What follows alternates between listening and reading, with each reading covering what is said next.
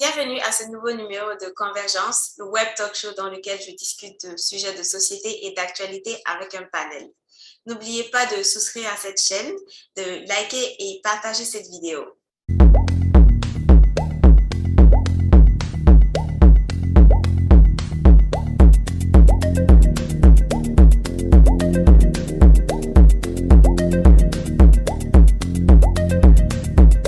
Aujourd'hui, je suis avec 4 Burkinabés vivant à New York et on va parler de nos expériences avant et après être arrivés aux États-Unis.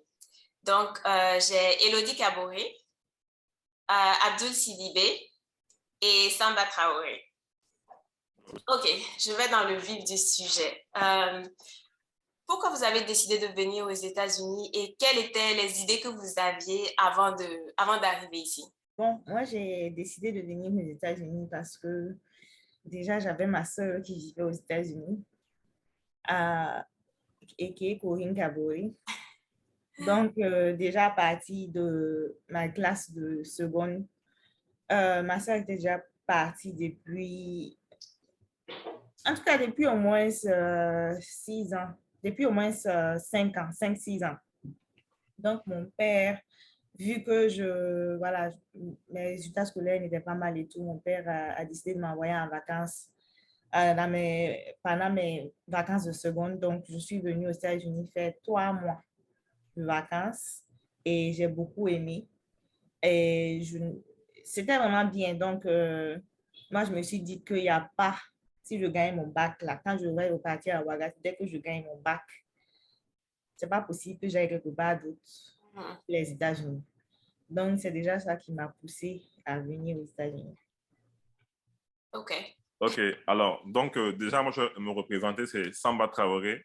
Et j'aimerais d'abord te féliciter pour ta chaîne.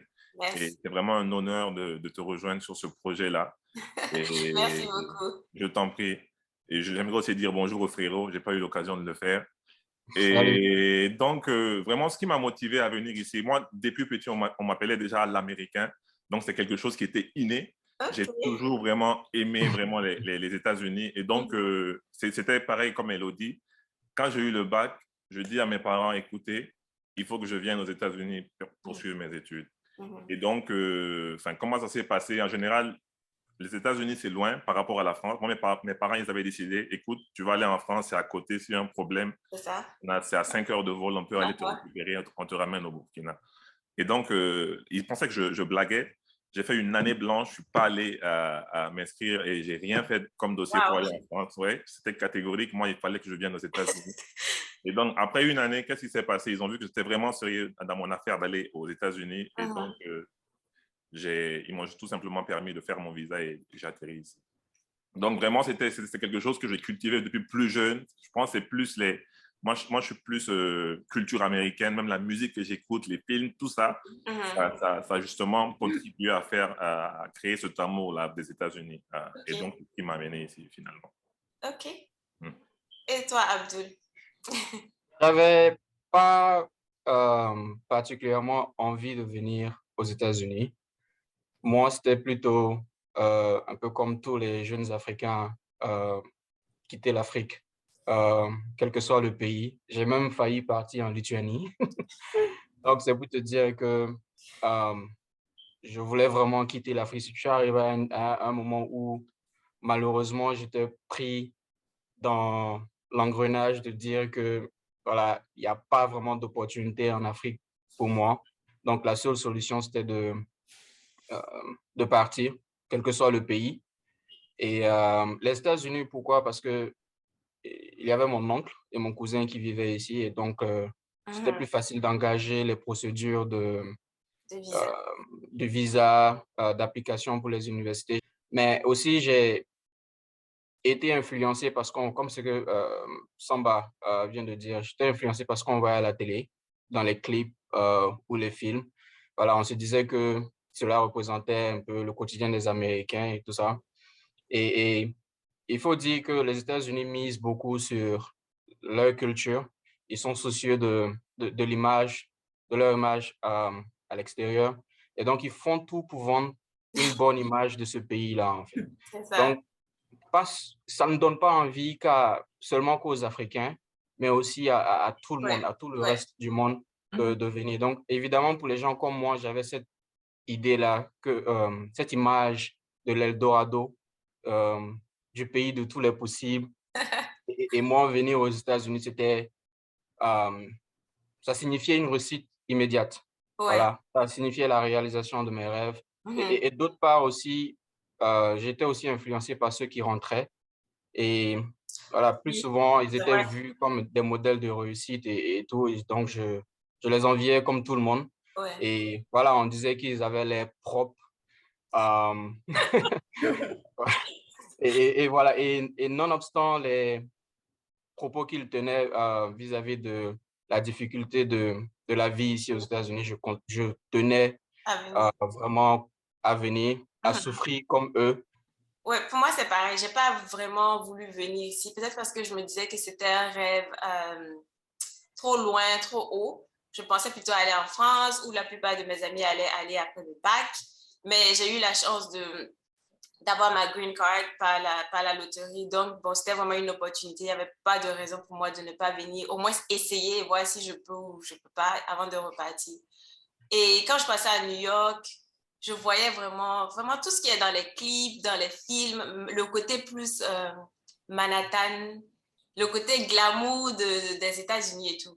Donc, bon, je me disais que forcément, il y a des endroits qui ne sont pas pareils et tout, mais je me voyais ici, je me voyais quand j'allais venir vivre dans un loft, un peu comme dans les films, mon grand appart avec beaucoup de lumière et tout ça.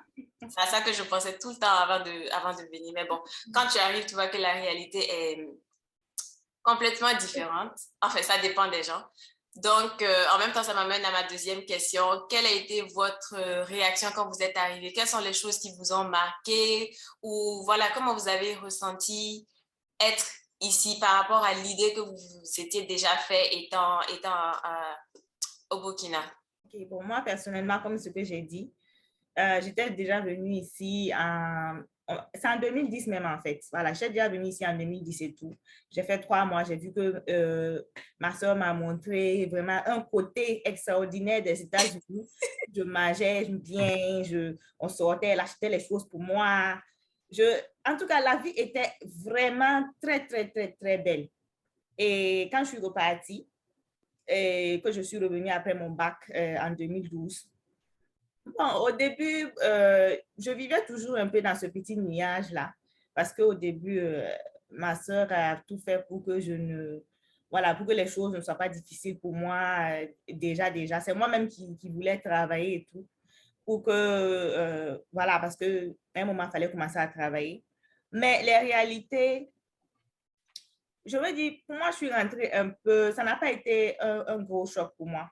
Je suis rentrée tout doucement dans la réalité parce que déjà, j'avais bon, une maison où je dormais cadeau.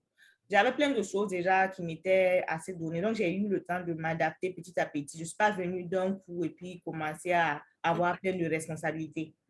Donc, les réalités, bon, je les connaissais un peu. Je savais que Manhattan n'était pas, je savais que les États-Unis n'étaient pas que Manhattan déjà. Je savais qu'il y avait le Bronx, il y avait les coins bizarres et tout. Donc, pour moi, j'avais déjà un peu cette, mentalement, j'étais un peu prête déjà. Préparé. Voilà, préparée. Alors, moi, par contre, je pense que ma réponse va choquer parce que moi, j'arrive ici, c'était déjà en hiver. Et donc, ouais, quand j'arrive, déjà, je sors de l'avion, tout de suite, les gars de la police m'enclenchent en anglais. Hey, bro, how you doing? Et donc, moi, c'est carrément, j'ai mon sac africain, de machin. Je suis clairement un Africain. Je déboule à New York comme ça. Quand il se met à me parler en américain, je dis, c'est exactement ce pourquoi moi je suis venu. Et je suis content, je suis super content. Et donc, qu'est-ce qui se passe? En plein hiver, je prends mes affaires, je sors et il n'y a personne pour me récupérer. Contrairement à Elodie, moi, j'avais personne ici. Je connais personne jusqu'à présent. Je suis seul. Enfin, et de tout mon séjour, de tout mon séjour ici, je suis seul. Et donc, je sors, j'avais juste une amie à moi qui était ici et qui m'avait réservé un hôtel, tout ça. Il fallait que je me débrouille pour justement, voilà, à la rejoindre. Voilà. Et donc, je sors, il fallait que je prenne un taxi. Et mon anglais n'était pas vraiment terrible. Et donc, je sors, quand je sors, je me mets à parler, il y a de la vapeur qui sort de ma bouche tout de suite. Et donc, tout ça, moi, ça fait partie du truc. C'est ça qui m'a vendu du rêve. Et alors, au bout de 5 minutes, je portais toujours mon espèce de tu vois, pull-over que j'avais avant de bouger de Ouaga. En décembre, à Ouaga, tu vois, avec un pull, tu es au chaud. C'est ça. Et au bout de 15 minutes, mes doigts commencent à me... C'est-à-dire que tu ne sens plus tes doigts et le froid commence vraiment à te fatiguer. Et donc, ça a été vraiment le premier choc que j'ai eu aux États-Unis, le froid l'hiver glaçant. Et donc, voilà. Après, quand je prends le taxi, je vais en ville, tout ça, je vois les gratte-ciels, je me dis, ouais, c'est clairement ça. Et donc, je suis content. Vraiment, jusqu'aujourd'hui, moi, vraiment, mon expérience est vraiment comme je l'avais imaginé, tout simplement. OK, wow, OK. Yeah. C'est cool. Donc, ouais, je suis impatient de savoir comment Abdul, justement, a vécu ça. Et donc, je le laisse nous expliquer. Ouais, je suis pas venu en hiver, mais pour raconter une anecdote, quand j'étais au Burkina avec mon petit frère et on rêvait de venir aux États-Unis, souvent on avait l'habitude de mettre nos têtes dans le congélateur juste pour voir un peu comment ça fait. Donc, c'est vrai que le premier hiver fut rude, mais je suis arrivé en août et je dois dire que contrairement à Samba, j'avais mon oncle. C'est vrai que j'ai débarqué à l'aéroport aussi et j'ai pris le taxi seul. D'abord, je me suis fait limer par un Sénégalais dans le taxi. Voilà. Mais avec mon oncle qui était ici, c'était pas la même expérience qu'Elodie, mais avec mon oncle qui était ici et mon cousin, l'adaptation fut un peu graduelle. Voilà. Et je dois dire que pour les gens comme moi, évidemment, comme on dit, qui sont venus se chercher, qui n'avaient pas vraiment les moyens et tout ça, les choses n'étaient pas évidentes au départ. Voilà. C'était pas comme je les avais imaginées. D'abord, je pense à la période de transition qui est très courte. Déjà, à peine arrivé, il faut trouver un boulot. Voilà, il y a la barrière de la langue qui est là. Il y a aussi l'adaptation au niveau du modèle de vie américain, qui est très différent de celui des pays francophones. Ici, ça va très vite. Voilà, tu viens, tu vois ton oncle qui se réveille à 6 heures, qui rentre à 22 heures, voilà, ça va très vite. Et donc, tout cela combiné, ça fait que on ne peut pas être, ça ne pouvait pas être pour moi ce à quoi je m'attendais avant mon départ. Je pensais que ça allait être fluide, ça allait être bien et j'aurais un temps d'adaptation, mais j'ai dû rentrer directement dans le bain. Et j'ai été aidé par mon oncle et aussi par mon cousin. Moi, la première des choses qui m'a marquée quand je suis arrivée à l'aéroport, c'est il y a un ami de la famille qui est venu me chercher. J'ai eu la chance. La première des choses qui m'a marquée, c'est la vitesse à laquelle les gens roulaient. Jusqu'aujourd'hui, quand je pense à ça, ça me choque. Parce que, voilà, on a pris on a pris l'autoroute. Il filait tellement, j'étais assise, franchement, j'étais en train de prier. C'était la première fois que quelqu'un allait à cette vitesse-là avec moi. C'était vraiment choquant pour moi. Ensuite, on a conduit, on a vu un peu la ville, il m'a montré quelques trucs. Ensuite, il allait me déposer au Bronx. C'est clair que venir de Ouaga directement à New York, quel que soit le quartier là où tu pars, il y aura toujours un certain émerveillement. Mais quand je suis allée au Bronx, je me suis dit, c'est bon, ok, c'est pas totalement ce que j'attendais, mais c'était toujours quelque chose. Et je suis arrivée en mai, quelques mois plus tard, c'était l'été. Ce qui m'a choquée encore plus, c'était comment les gens étaient, je vais dire, free ici. Comment ils assumaient leur corps, ils s'habillaient d'une certaine manière. En fait, tout le monde s'en fout. Tout le monde fait ce qu'il veut sans penser à qu'est-ce qu'on va dire sur moi. Et ça, c'était vraiment choquant parce que venant de Ouaga, quand tu as même un peu de rondeur, tu essaies de te cacher. Mais ici, c'était tout le contraire. Donc, c'était choquant. C'était en 2006, hein, c'est ça? C'était en 2006, voilà. C'était choquant pour moi. Ce qui m'a choqué aussi, c'était le travail. Parce qu'on a beau te dire que le travail, ça ne va pas être facile, ça va être difficile et tout ça. Quand tu viens, tu es tellement excité, tout ce que tu veux, c'est faire de l'argent. Tu te dis, oh, je vais travailler au McDo, je vais devenir riche. C'est une idée que tu as. Ouais. Mais ça, franchement, la réalité m'a rattrapée. J'ai fait tellement de jobs ici. Ça, franchement, il faut qu'on fasse une émission spéciale pour parler de tous les Jossie qu'on a fait aux États-Unis. Jossie, comme on Ouais, l'a. franchement. Ça c'est une autre émission. Mais en tout cas, ça m'a vraiment chauffé. Et puis la réalité m'a vraiment rattrapée. Ouais. Et Le vas-y. premier jour de mon arrivée, j'ai voulu sortir, marcher et en débardeur, faire comme 50 Cent. Évidemment, j'avais pas le corps de 50 Cent, mais sortir, j'étais à Brooklyn et je marchais. C'était la plus grande erreur la première erreur que j'ai faite, c'est de ne pas sortir si tu connais pas vraiment le quartier. Bon, mon oncle m'avait dit ça, mais bon, je me suis dit, faut que j'aille voir un peu comment ça se passe. Je me suis perdu totalement. Oh. Mais au fur et à mesure, en demandant un peu aux gens et en montrant l'adresse, et je me suis retrouvé. Donc, c'était vraiment la première. À partir de ce moment, je suis jamais sorti sans quelqu'un. J'ai pas voulu faire ça. Ouais, ça justement, c'est bien que tu soulignes ça parce qu'on vient dans un pays où on parle, où la langue est complètement différente. Après, le plus souvent, moi j'avais un niveau intéressant en anglais, vraiment intéressant. Et donc, tu penses que quand tu vas venir, ce sera facile pour toi, tout ça. Et donc, le problème, c'est que non. Déjà, lui, quand il parle, tu captes rien de ce qu'il dit. Il est super rapide. Et ils n'ont pas le temps, les Américains. C'est ce que j'ai compris. C'est un peu comme tu disais avec les voitures, qui tout est speed et tout. Ouais. Et la langue a été vraiment un problème pour moi. Quand je parle, what? You said what? Il ne comprenait rien de ce que je disais. Et en général, justement, comme on est tous passés par New York, moi, ce qui m'a beaucoup fatigué, c'était vraiment me déplacer d'un point A à un point B. Et le métro de New York est tellement compliqué. C'est que chaque fois que je veux aller dans la direction où je veux aller, je me retrouve à aller exactement à l'opposé de cette direction-là. Ça a été vraiment compliqué. Tard le soir, quand tu quittes le boulot, justement, l'expérience avec le boulot, c'est vraiment ce qui m'a aussi refroidi parce que quand on vient en tant qu'Africain, on ne parle pas la langue. Tu ne peux pas forcément aller faire un boulot où on te demande justement de beaucoup réfléchir, de beaucoup parler. Et en général, qu'est-ce que tu fais? Tu es soit dishwasher. Dishwasher en français facile, on va dire que tu laves les plats, tu laves les marmites, des trucs comme Plongeur. Voilà, exactement.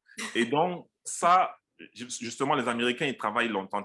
Tu es arrêté pendant 10 heures de temps et quand tu rentres à la maison, tu ne peux pas te coucher, tu ne peux pas t'arrêter. Ça a été vraiment compliqué pour moi jusqu'à présent, justement, ce choc-là, quand je pense à ces boulots que j'ai fait avant. Et aujourd'hui, justement, je fais des trucs moins compliqués. Et donc, c'est vrai que les gens s'imaginent monts et merveilles. Ce n'est pas forcément le cas. Mais je ne parle pas non plus pour décourager ceux qui ont envie de venir. C'est bien. Tu es en train déjà de parler en fait de comment tu t'es adapté quand tu es venu. Moi, je me suis dit, la première des choses qu'il faut faire pour vraiment s'adapter, quel que soit là où tu passes, c'est maîtriser la langue. Parce que sans ça, tu es vraiment un peu comme un esclave, tu vois. Et quand je suis venue au début, comme tout le monde, je ne comprenais rien. Et puis, on sait que l'anglais de New York est beaucoup plus rapide que l'anglais de certains autres États. Et je trouve que les Américains ils n'ont pas vraiment, ils sont pas méchants, mais ils n'ont pas la patience, en fait, d'écouter ce que tu dis. Quand ils vont te demander une fois, qu'est-ce que tu dis, tu n'arrives pas à comprendre. Eux, ils veulent même pas te donner une chance contrairement aux Français qui vont essayer de comprendre ce que tu dis, même quand tu dis pas bien les mots. Ça, c'était vraiment différent.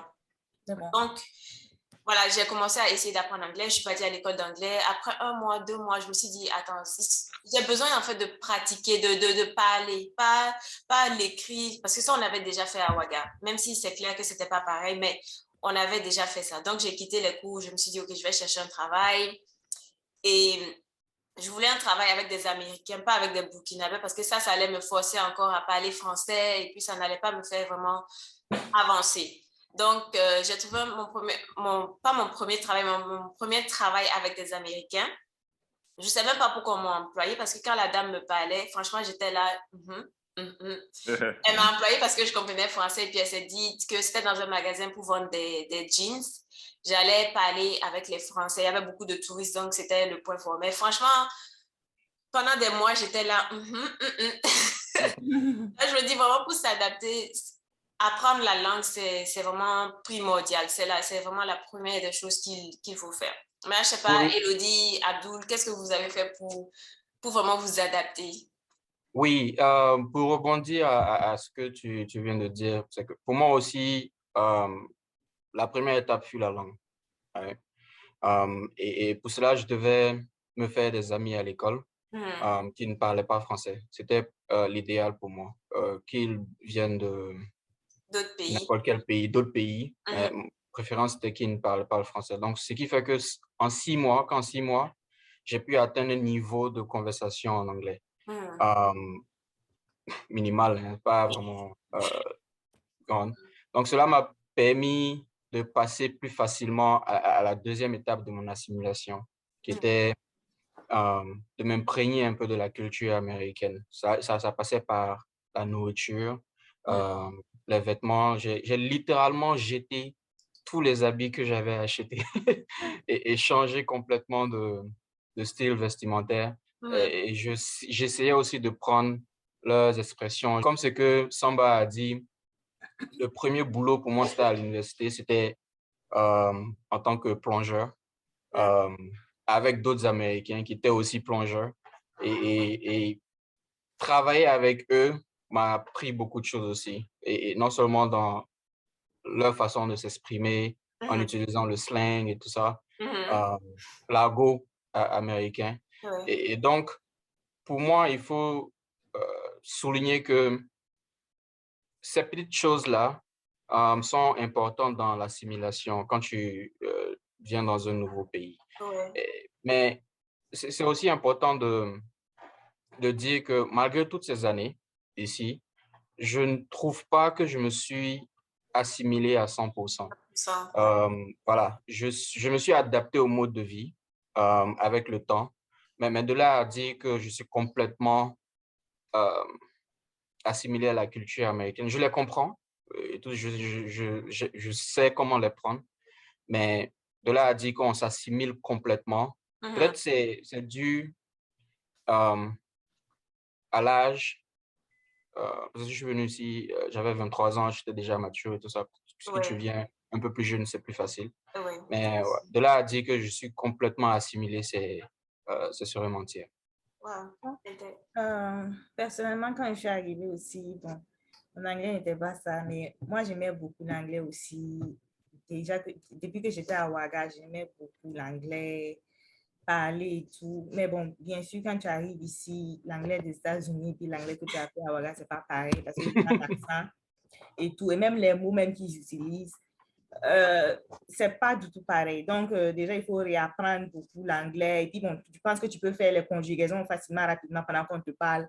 Non. Alors que c'est pas si facile, quoi. Ça doit venir plus naturellement. Ouais. Donc, voilà, déjà apprendre l'anglais. Mon premier job, était dans, comment on dit, une bakery, une pâtisserie, voilà, très connue ici aux États-Unis. Et quand je suis arrivée, je ne connaissais pas compter l'argent non plus. Je savais un peu, mais pas vraiment. Je ne connaissais pas toutes les pièces là. Et la dame là aussi, bon, jusqu'aujourd'hui, je suis vraiment, je pourrais lui dire merci. Elle m'a prise, alors que je ne parlais même pas bien, elle m'a prise, elle m'a dit qu'elle va m'apprendre à compter l'argent. Et ce que, voilà, les gens aussi, ils n'ont pas le temps, si tu ne connais pas, on te... Mais elle, quand même, elle m'a dit, elle allait m'apprendre à compter l'argent, elle m'a appris. Euh, et tout, et j'ai commencé là-bas petit à petit. Côté anglais, je pense que je me suis quand même adaptée assez rapidement par rapport à beaucoup, beaucoup de gens. Et je ne pense pas que l'anglais m'ait tellement fatiguée. Mhm. Voilà, j'ai pris juste quelques temps pour m'adapter parce que j'étais un peu... Au début, que j'étais venue à 16 ans, et j'avais 16 ans. Et après ça, je suis revenue, bon, j'avais 17 ans et demi. Donc, je pense que l'adaptation en anglais, c'était plus C'était plus facile, facile. C'était plus voilà, pour réussi. moi. Mhm. Et aussi, je suis allée à l'école ELCC, là. Mhm. Étant là-bas aussi, bon, j'ai pu monter rapidement, de niveau en niveau. Donc, je n'ai pas eu, après, bon, je pense que je me suis adaptée. Je ne me rappelle pas d'avoir eu de problème avec l'anglais. Ouais. OK. Pour vous qui êtes là depuis un moment, qui avez vécu plein d'expériences intéressantes, pas intéressantes et tout ça, qu'est-ce que vous pouvez dire à nos frères africains qui sont toujours Et là-bas? sœurs, Hein? Tu dis? frères et sœurs. Oui, C'est oui, important de voilà, préciser. j'avais englobé. Frères et sœurs africains qui sont toujours en Afrique et qui se lèvent tête plus ardent de venir ici aux États-Unis avec l'expérience que vous avez eue? Si je prends mon exemple, je dirais que personne n'aurait pu me convaincre de rester en Afrique. C'est malheureux de le dire, mais c'est la vérité. J'avais cette idée-là de partir. Je voulais partir. Donc, quel que soit ce qu'on allait me dire, je n'allais pas prendre ça avec du réalisme, en fait. Donc, j'étais comme ces millions de personnes qui rêvaient de partir pour une meilleure vie, une meilleure opportunité. Ouais. Même si en aucun cas, je tiens à préciser que je n'aurais pas pu faire la traversée du désert. Et je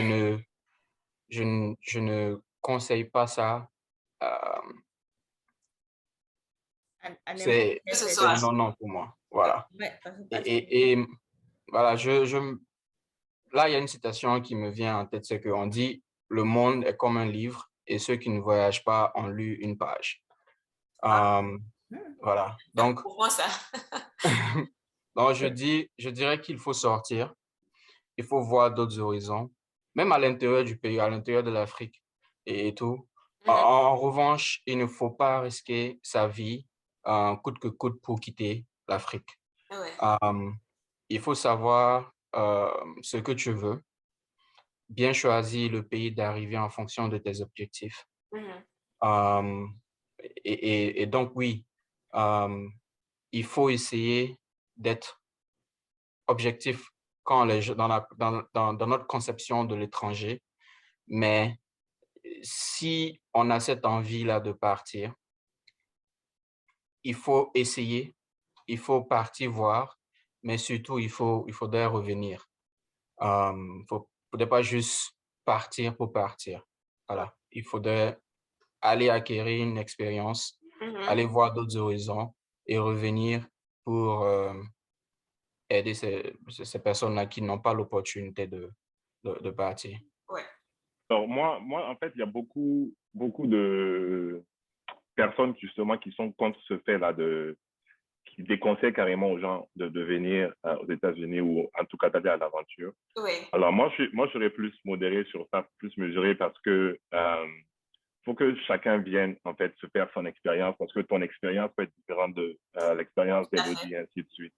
Et donc, je ne vais pas décourager les gens de venir. Je ne vais pas forcément les encourager parce que qu'est-ce qui arrive par rapport aux plus jeunes?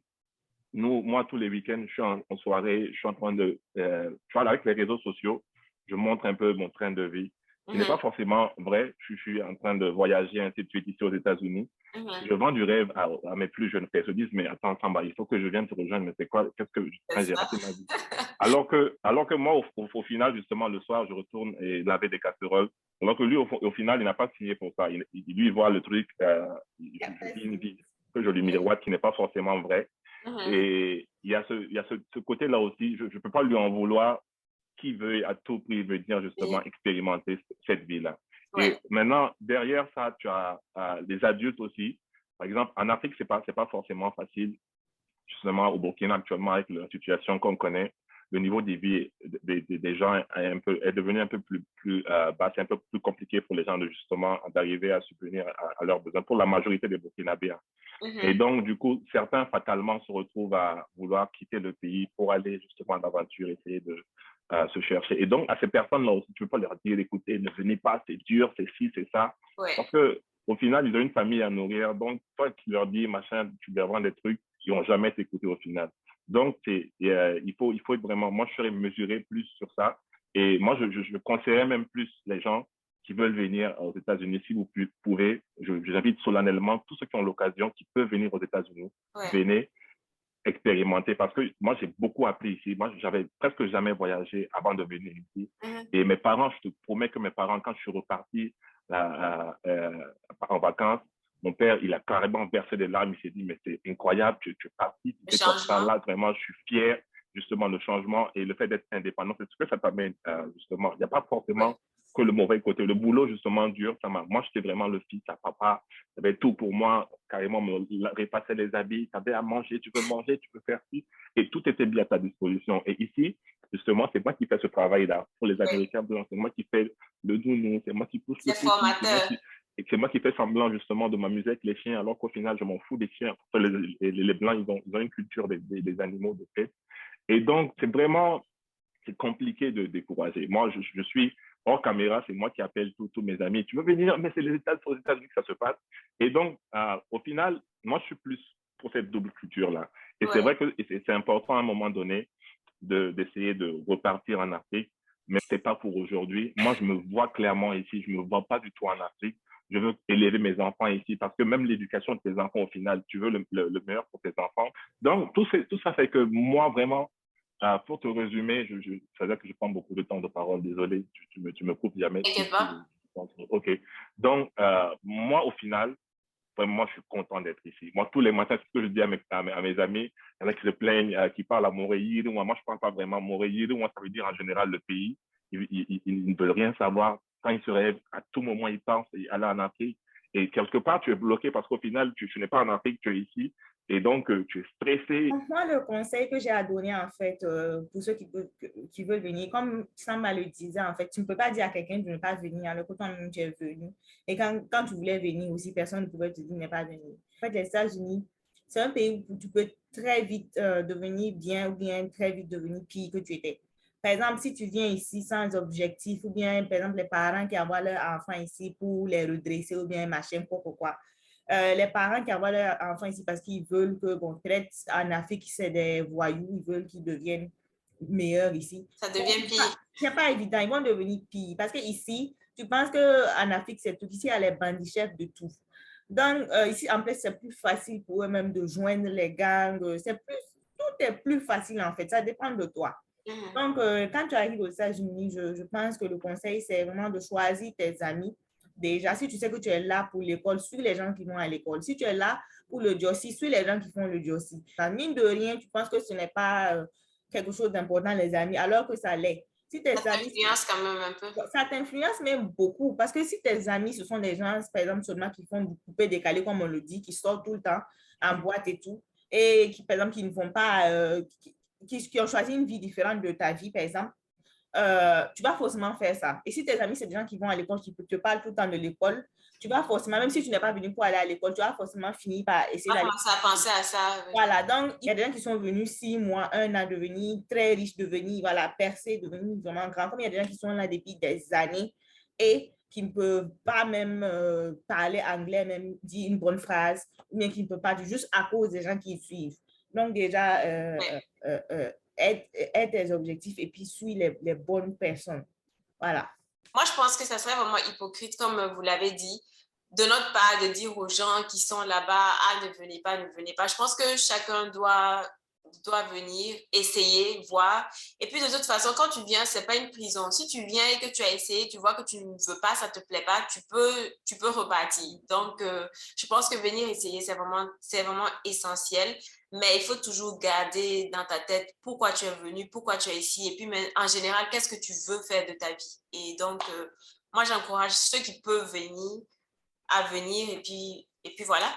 Il y a des gens, c'est vraiment actuellement en Afrique, on va parler de l'Afrique en général, c'est vraiment chaud sur eux, c'est vraiment chaud. Il n'y a pas gauche-droite. Il y a des gens, c'est les États-Unis, c'est aller, c'est sortir seulement qui pourra les aider parce qu'ils ont tenté de tous les côtés, c'est chaud. Et il y a des gens, ce n'est qu'aller à l'extérieur là qui va leur donner une opportunité. Je voulais vous remercier d'avoir participé à cette émission. Et je ne sais pas si vous avez un dernier mot. Sinon, merci beaucoup. Et puis, voilà, on se reverra pour discuter de quelque chose d'autre. Non, moi, c'est simplement te remercier. Et puis, voilà, je passe le bonsoir encore à Abdoul et à Elodie. Et également. Et bonne journée à tous. Voilà, merci aussi à tous. Voilà, tous ceux qui veulent venir et tout. Voilà, documentez-vous correctement et tout. Et puis, bon, voilà, c'est le plus important. Ouais. Merci de nous avoir suivis. On se retrouve très bientôt pour un nouveau numéro de Convergence.